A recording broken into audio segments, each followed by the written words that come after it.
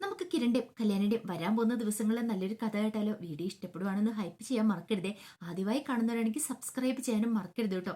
അങ്ങനെ നമ്മൾ കാണുന്ന കല്യാണിയെ വീണ്ടും കൊല്ലാനായിട്ട് സരി പ്ലാനൊക്കെ ചെയ്യുന്നുണ്ട്. പക്ഷേങ്കില് അവളുടെ പ്ലാനും പദ്ധതികളും ഒക്കെ പൊളിച്ചെടുക്കുന്നുണ്ട് താരെല്ലാരും ചേർന്നിട്ട്. അപ്പൊ അതിന്റെ കുറച്ച് നല്ല നല്ല കഥകളൊക്കെയാണ് നമ്മൾ കാണാനായിട്ട് പോകുന്നത്.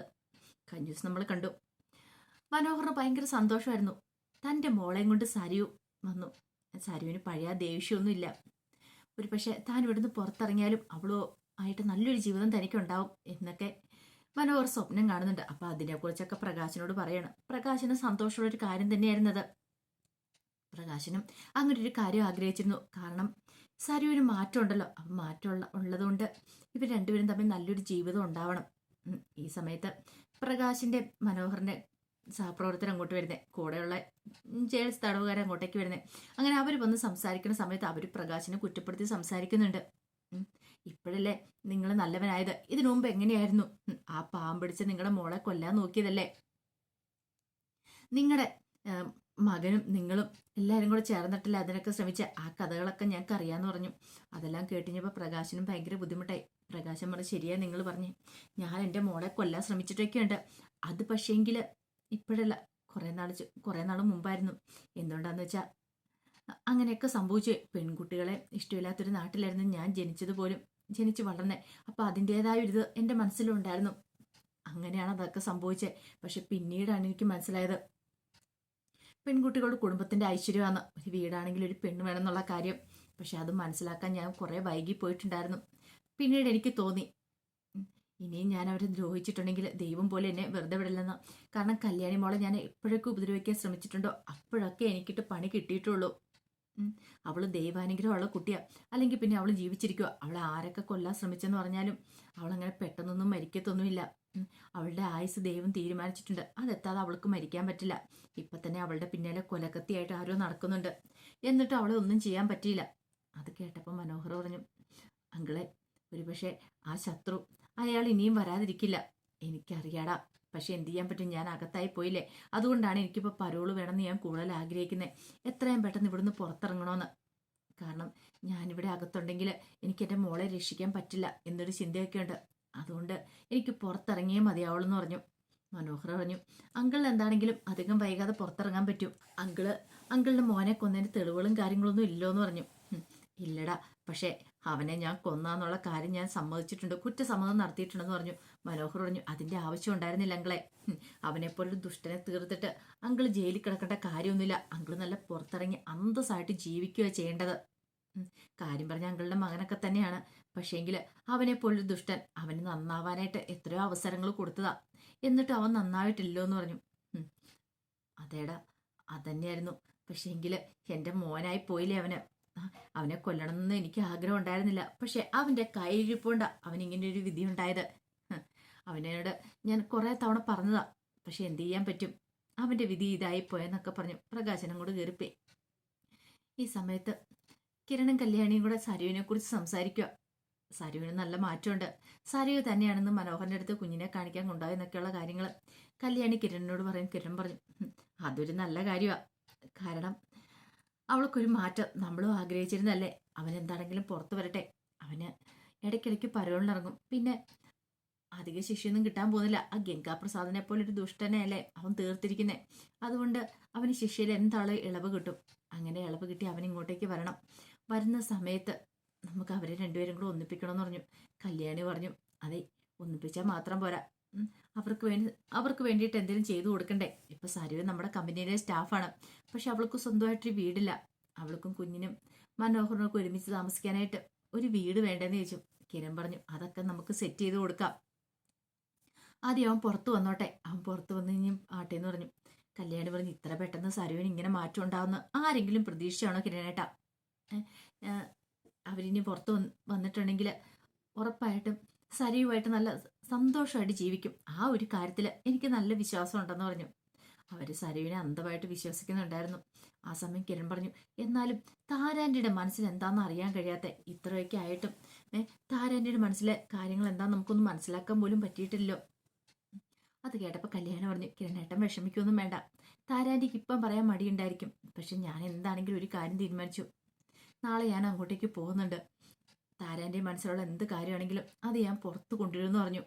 അത് ഞാൻ കിരണേട്ടന് വാക്ക് തരുന്നതെന്ന് പറഞ്ഞു. കിരൺ അതറിഞ്ഞപ്പോൾ കിരണൻ സന്തോഷമായി. ഒരു പക്ഷേ താരാൻ്റെ മനസ്സിൽ എന്ത് കാര്യം ഉണ്ടെങ്കിലും താരാൻ്റെ കല്യാണം പറയുവാണെങ്കിൽ ഒരു പക്ഷേ എന്തെങ്കിലും ആ പ്രശ്നത്തിന് പരിഹാരം ഉണ്ടാക്കാൻ കഴിയുന്നതാണെങ്കിൽ ഉണ്ടാക്കാലോ. സരുവിൻ്റെ കാര്യത്തെക്കുറിച്ചാണോ ഇനിയിപ്പോൾ താരാൻ്റെ സ്വന്തം കാര്യമൊക്കെയാണെന്ന് അറിയത്തില്ല. എന്നാലും തീരുമാനം ഉണ്ടാക്കാന്നൊക്കെ വിചാരിച്ചു. ഈ സമയം CI മാർട്ടിൻ കിരണിനെ വിളിക്കുന്നുണ്ട്. കിരണിനെ വിളിച്ചിട്ട് കിരണിനോട് കാര്യങ്ങൾ പറയുന്നുണ്ട്. വീട്ടിൽ കയറിയ കൊലയാളിയെ കുറിച്ച് ചെറിയൊരു അറിവ് കിട്ടിയിട്ടുണ്ട്. അവനെ വിക്രത്തിന്റെ കൂട്ടാളിയായിരുന്നു തോന്നേ. അപ്പൊ അതിനെക്കുറിച്ചുള്ള വിവരങ്ങൾ കിട്ടി. പക്ഷെ അവന് ഇപ്പോഴും ഒളിവിലാണ്. അവനെ അന്വേഷിച്ചുകൊണ്ടിരിക്കുവാന്ന് പറഞ്ഞു. അധികം വൈകാതെ അവനെ ഞങ്ങൾ പിടികൂടും. അപ്പൊ സത്യങ്ങളൊക്കെ പുറത്തു വരും. അവൻ മാത്രമാണോ അതോ ഇനിയിപ്പോൾ അവന്റെ പിന്നിൽ അവനെ സഹായിച്ച ആരെങ്കിലും ഉണ്ടോന്ന്. അത് കേട്ടപ്പോൾ കിരൺ പറഞ്ഞു, എനിക്ക് അവനെ വിട്ടു തരണം സാറേ. കാരണം എൻ്റെ കല്യാണിയെ കൊല്ലാൻ നോക്കിയത് അവനെ ഞാൻ വെറുതെ വിടുമെന്ന് തോന്നുന്നുണ്ടോ സാറിന്. അപ്പോഴേക്ക് CI പറഞ്ഞു, കിരണേ, ഇങ്ങനെ നീ കൊല്ലാൻ നോക്കിയിട്ടുണ്ടെങ്കിൽ നിനക്ക് അതിന് മാത്രം സമയം കാണത്തുള്ളൂ. അറിയാലോ, നിയമം കയ്യിലെടുക്കാൻ ഇനിയും നീ ശ്രമിക്കരുത്. അവനെ കൈ കിട്ടുവാണെങ്കിൽ ബാക്കി കാര്യങ്ങളൊക്കെ ചോദിച്ച് കാര്യങ്ങളൊക്കെ പറയാം. നീ ധൈര്യമായിട്ടിരിക്കുക. ഇനി ആരും കല്യാണി ഇല്ലാതാക്കാനായിട്ട് വരാനൊന്നും പോകുന്നില്ല. നീ ധൈര്യമായിട്ടിരിക്കാനൊക്കെ പറഞ്ഞിട്ട് കിരണിനെ ആശ്വസിപ്പിച്ചിട്ടാണ് CI ഫോൺ കട്ട് ചെയ്യുന്നത്. പക്ഷെ എന്നാലും കിരണിന് അങ്ങോട്ട് അത് ഉൾക്കൊള്ളാൻ പറ്റുന്നുണ്ടായിരുന്നില്ല. കാരണം തന്നെ കല്യാണി ഇല്ലാതാക്കാമെന്ന് വന്നവന് വെറുതെ വന്നല്ല, വിക്രത്തിന്റെ കൂട്ടാളിയെന്നാ പറയണേ. അങ്ങനെയാണെങ്കിൽ ഇനി അവന്റെ പിന്നെ വേറെ ആരെങ്കിലും കാണുമോ? വിക്രത്തിന് കുറെ ഫ്രണ്ട്സ് ഉണ്ടല്ലോ. അപ്പോൾ ഒരുത്തന്നെ ഒളിവിലാന്ന് പറഞ്ഞിട്ട് മറ്റൊരെന്താളും പുറത്തിറങ്ങാതിരിക്കില്ല. ഇനിയും കല്യാണി അങ്ങനെ ഉപദ്രവിക്കാൻ വന്നിട്ടുണ്ടെങ്കിൽ എപ്പോഴും കല്യാണിന്റെ കൂടെ ഇരിക്കാൻ പറ്റില്ലോ. അതുകൊണ്ട് അവന്മാരെയൊക്കെ തീർക്കണം എന്നൊക്കെ ഒരു ചിന്തയായിരുന്നു കിരണിന്റെ മനസ്സിൽ. ഈ സമയത്ത് സരു താരയുടെ അടുത്തേക്ക് ചെല്ലുന്നുണ്ട്. താരയുടെ അടുത്ത് നിന്ന് താരയോട് കാര്യങ്ങൾ സംസാരിക്കുകയാണ്. നിങ്ങൾ എൻ്റെ പെറ്റമ്മയല്ലേ? എൻ്റെ പോറ്റമ്മ എനിക്ക് വേണ്ടിയിട്ട് ജീവൻ വരെ കൊടുക്കാൻ തയ്യാറായിട്ടായിരുന്നേ. അറിയാലോ, അവരിപ്പോഴും ഹോസ്പിറ്റലാണ്. അതിന് കാരണം എന്താണെന്നറിയാലോ? എൻ്റെ നല്ല ജീവിതം ആഗ്രഹിച്ചിട്ടാ. പക്ഷെ നിങ്ങൾ എനിക്ക് വേണ്ടി ഇതുവരെയായിട്ട് ഒന്നും ചെയ്തു തന്നിട്ടില്ല. അതുകൊണ്ട് നിങ്ങളൊരു കാര്യം ചെയ്യണം. ഞാൻ പറയുന്ന പൊടി, ഞാൻ നിങ്ങളോട് നേരത്തെ കാര്യം പറഞ്ഞായിരുന്നല്ലോ, ഞാനൊരു പൊടി തരും. അത് കല്യാണിക്ക് കൊടുക്കണമെന്ന്. കല്യാണി എന്താണെങ്കിലും ഇവിടെ വരാതിരിക്കില്ല. അവളെ ഇടയ്ക്ക് വരും നിങ്ങളുടെ സുഖം അന്വേഷിക്കാനായിട്ട്, നിങ്ങൾക്ക് എന്ത് പറ്റിയെന്ന് അറിയാൻ വേണ്ടിയിട്ടും. അങ്ങനെ വന്നു കഴിയുമ്പോൾ നിങ്ങൾ അവൾക്ക് ജ്യൂസ് കൊടുക്കണം. എന്നിട്ട് ഈ പൊടി അതിനകത്ത് കലയിൽ കൊടുക്കണം എന്ന് പറഞ്ഞ് ആ പൊടി അങ്ങോട്ട് കൊടുക്കുകയാണ്. അപ്പോഴേക്കും താര പറഞ്ഞു, മോളെ ഞാൻ മിണ്ടരുത്. അറിയാലോ, നിങ്ങൾക്ക് അവളോട് സ്നേഹമുണ്ടെന്ന് എനിക്കറിയാം. പക്ഷെ ഈ പൊടി കലയ്ക്ക് കൊടുത്തേ മതിയാവുള്ളൂ. ഇല്ലെങ്കിൽ പിന്നെ ഈ താരയെ ഒരു കാരണവശാലും എൻ്റെ അമ്മയായിട്ട് ഞാൻ അംഗീകരിക്കില്ല. എങ്ങാനും ഈ ചതിയൊക്കെ അവളോട് പറയാൻ പുറപ്പെട്ടിട്ടുണ്ടെങ്കിൽ പിന്നെ നിങ്ങൾ ജീവനോടെ ഈ ഭൂമിയിൽ കാണത്തില്ല എന്ന് പറഞ്ഞു. നിങ്ങളെ മാത്രമല്ല എല്ലാത്തിനും ഞാൻ തീർത്ത് കളയെന്നൊക്കെ പറഞ്ഞു ഭീഷണിപ്പെടുത്തി. താരയ്ക്ക് എന്ത് ചെയ്യണമെന്ന് അറിയില്ല. താര പൊടിയിലേക്കൊന്ന് നോക്കി.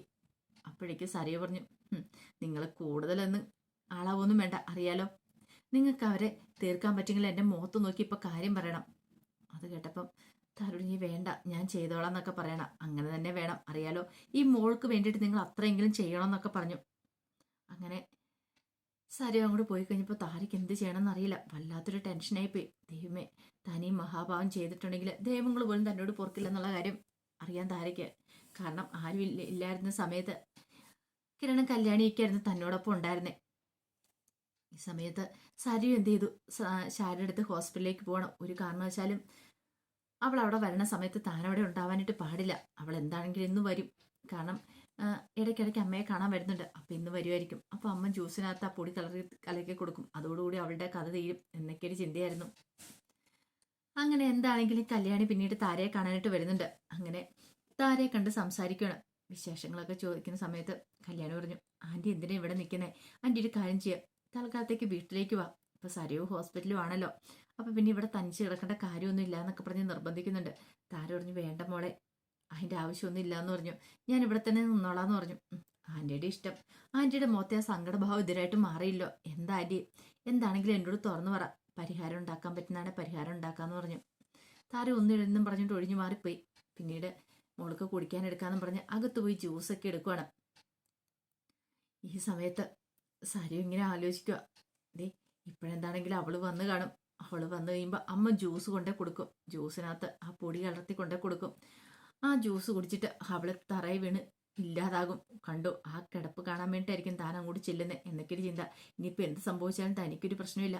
തൻ്റെ അമ്മ അവളെ തീർത്തെ. ഇനിയിപ്പോൾ പിടിച്ചാലും തൻ്റെ പെറ്റമ്മയെ പോലീസ് പിടിക്കത്തുള്ളൂ, തന്നെ പിടിക്കത്തില്ല. തനിക്കിനകത്ത് യാതൊരു പങ്കുമില്ല.